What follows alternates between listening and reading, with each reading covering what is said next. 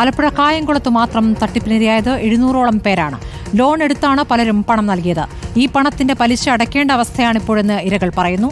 നഷ്ടപ്പെട്ടവരുടെ പണം തിരികെ നൽകാനുള്ള ഉത്തരവാദിത്തം ഉദ്ഘാടകരായ ജനപ്രതിനിധികളും കാണിക്കണമെന്നും ആവശ്യമുയരുകയാണ്. ശരത്ത് വിവരങ്ങൾ നൽകും. ശരത്ത്, ഇപ്പോൾ അവിടുത്തെ തട്ടിപ്പിന്റെ സ്വഭാവം എങ്ങനെയാണ്? എത്രത്തോളം പേർക്ക് പണം നഷ്ടപ്പെട്ടിരിക്കുന്നു? പകുതിവില തട്ടിപ്പിൽ ആലപ്പുഴ ജില്ലയിൽ ഏറ്റവും കൂടുതൽ തട്ടിപ്പ് നടന്ന സ്ഥലങ്ങളിലൊന്ന് കായംകുളത്താണ്. കായംകുളത്ത് ഇതിനകം 700ഓളം പേരാണ് പരാതിയുമായി രംഗത്ത് വന്നിട്ടുള്ളത്. പ്രധാനമായും കുടുംബശ്രീ വഴിയാണ് കായംകുളത്തും സമീപ പ്രദേശങ്ങളിലുമൊക്കെ തന്നെ ഈ പരാതിക്കാരെ അല്ലെങ്കിൽ ആളുകളെ തട്ടിപ്പിന് ഇരയാക്കിയത് എന്നുള്ളതാണ്.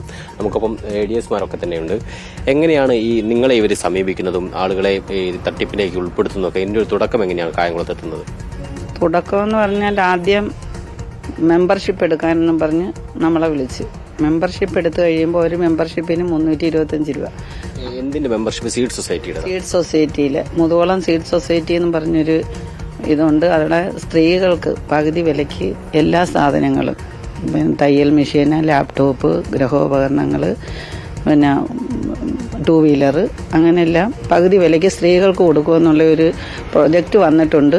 അതിൽ രജിസ്റ്റർ ചെയ്യുന്നവർക്കേ അത് കിട്ടത്തുള്ളൂ. ആരാണ് നിങ്ങളെ അറിയിക്കുന്നത് പ്രൊജക്ട് വന്നിട്ടുണ്ടെന്ന കാര്യം?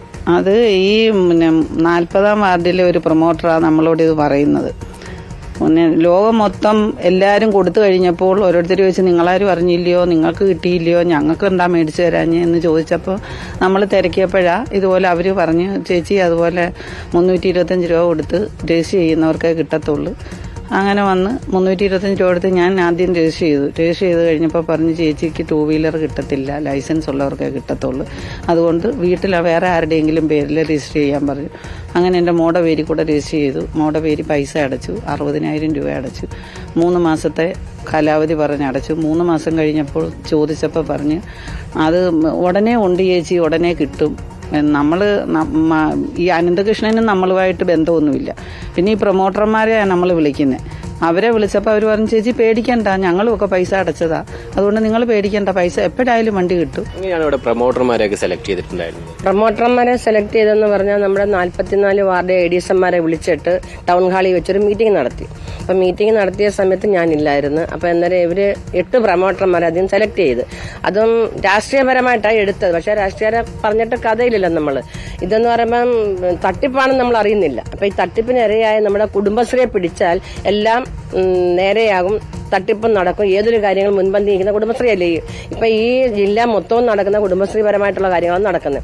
ഈ സീഡ് സൊസൈറ്റിയുടെ സെക്രട്ടറി, പ്രസിഡന്റ്, അവരൊക്കെ ഇത് നിങ്ങൾക്ക് അറിയാവുന്ന ആളുകളാണ്? മുതുകുളം സീഡ് സൊസൈറ്റി ഇത് എവിടുന്നോ തട്ടിക്കൂട്ടിയ ഒരു സംവിധാനമാണ്. സീഡ് സൊസൈറ്റി എന്ന് പറയുമ്പോൾ തന്നെ അത് തന്നെ ഒരു കബളിപ്പിക്കലാണ്.